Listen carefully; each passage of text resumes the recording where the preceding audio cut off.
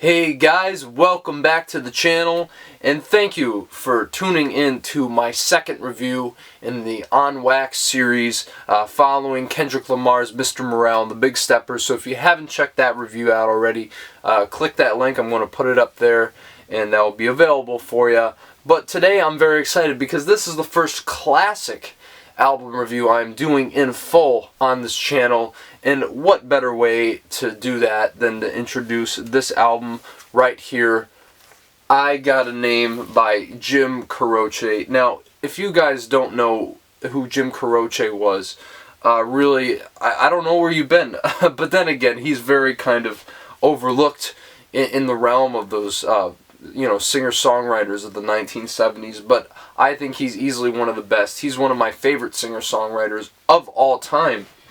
But really, basically, he started out, he went to college at Villanova University, where he really started to take the serious interest in music, and he'd play at frat parties, he'd play at coffee shops and stuff. And yeah, and then he went on this, I believe it was like this international tour with the foreign exchange students, where he went to like Africa and all these places in Europe. And that was when he really was like, okay, I want to make a living off of this. And then eventually he met his wife Ingrid in the early 60s, and then after they got married, they started making their own music, the folk music, might I add. And really, he released his debut album, Facets, in like 1966. So it was like the late 60s. And yeah, they had some success, but really, they weren't really happy about like moving to New York City and all this stuff, which obviously, New York's not my home.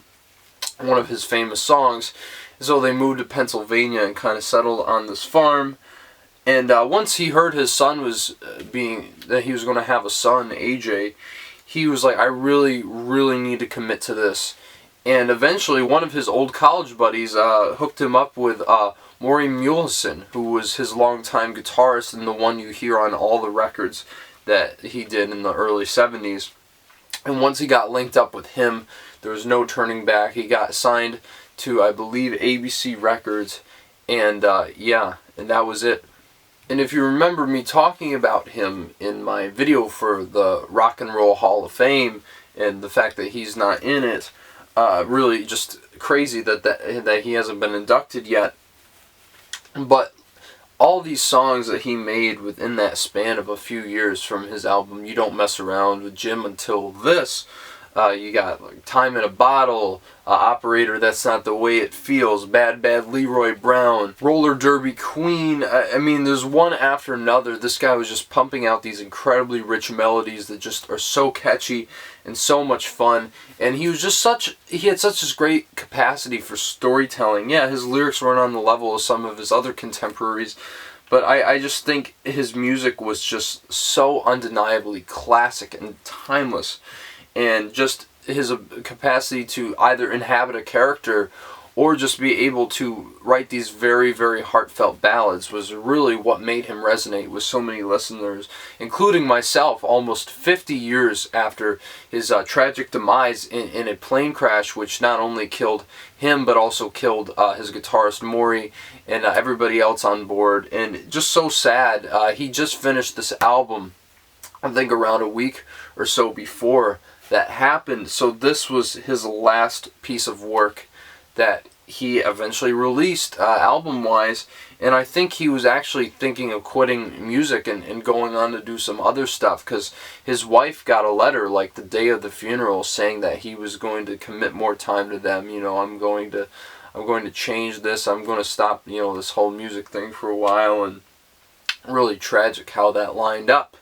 But even so, we get, I think, his third album in a run of just absolute classic albums.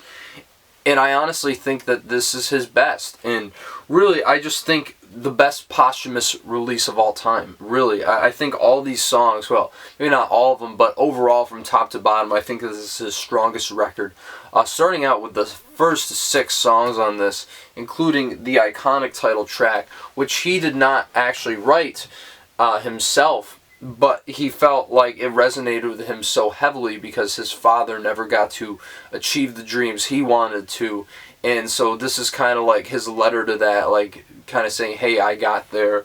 And it's such a iconic song, you know, just like the pine trees lining the winding road, I've got a name, I've got a name. I mean, if you've heard that melody before, I mean, you've probably heard it in Quentin Tarantino's Django Unchained, which he used so beautifully in that movie, and a bunch of other movies it's been. And it really is one of his most popular and one of his most enduring songs. And I think, I mean, what a way to kick open this album. I think it's the best song on there. But you could easily make an argument for, like, any of these tracks on this record. Because even songs like Lover's Cross stands out as gems in his discography, you know, talking about, you know, this relationship where she seemed to want a martyr, but, you know, a regular guy couldn't do, and he just can't be there at her beck and call for everything, just committing to her every undying request.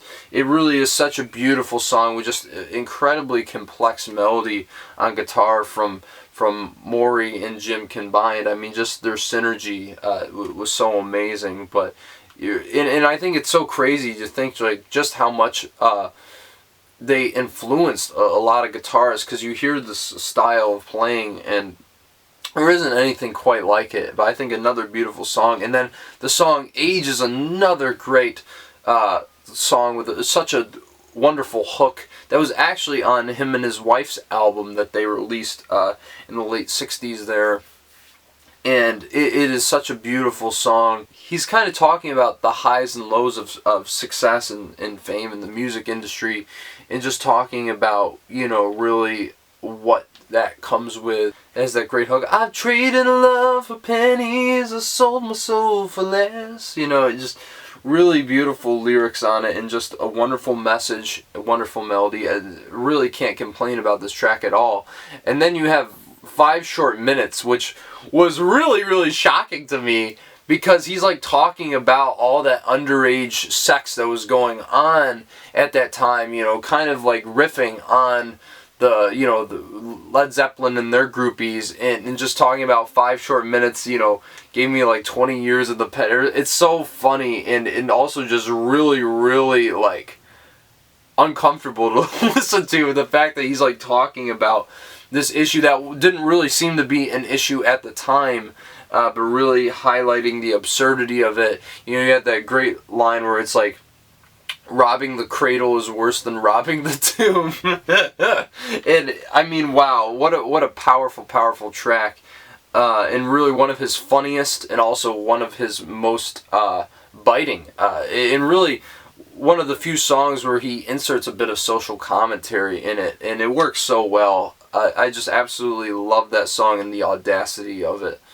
But the last song concluding the first side of this album, Working at the Car Wash Blues, yet again is what I was talking about when it comes to not only writing catchy melodies, but inhabiting these characters, where he's kind of like passing off this kind of guy who thinks he's all that, but really he's a criminal and no one really wants to associate with him. But he just has such this big ego. Like, he pictures himself you know, sitting in an office with a swivel chair, talking some trash to the secretary, you know, kind of trying to talk dirty to her. So he really inhabits this guy. He's not a great person, but it's so funny the way Jim views this character and the way he presents that to his audience. And just so many great lines like, you might not believe that it's true, but working at this end of Niagara Falls is an undiscovered Howard Hughes. I just absolutely love the humor in this song, and it just has such that great hook to steadily depressing, low down mind messing, working at the car wash blues. I mean, it's such a classic. I absolutely love this song.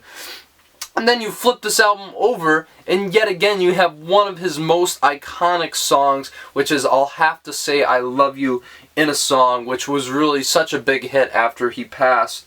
And it's not hard to see why. Just this really just somewhat jazzy chord progression and intro that starts you into the song, but really such a underplayed, very subdued melody with just a beautiful sentiment underneath it. You know, that every time I tried to tell you, the words just came out wrong, so I'll have to say I love you in a song, which was obviously written to his wife Ingrid.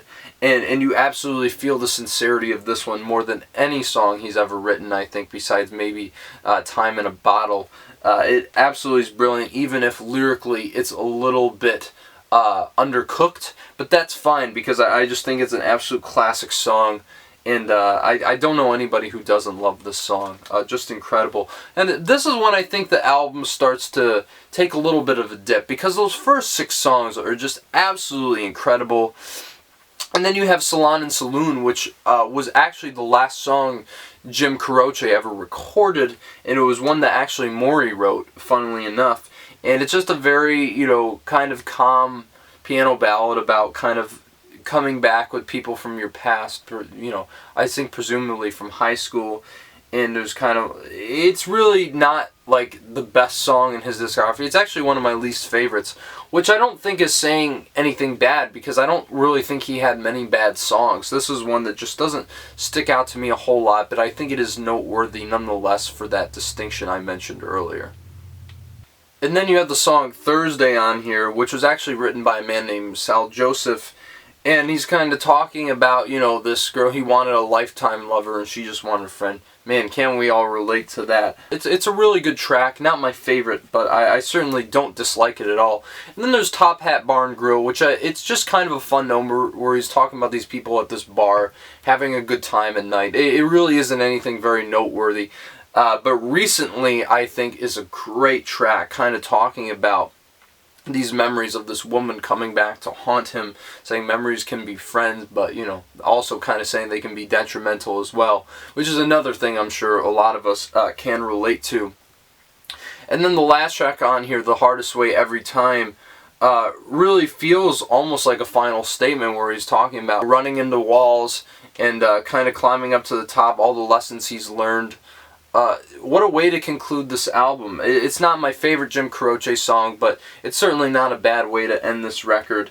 And yeah, I mean, wow, what a tragic end to such a great career run. It's hard not to say so many great things about Jim Croce. I absolutely love his music. As I said, he's one of my favorite singer-songwriters of all time. I'd probably put him like under Joni Mitchell even. Yeah, really, I absolutely love this man's work, even if his discography was fairly brief.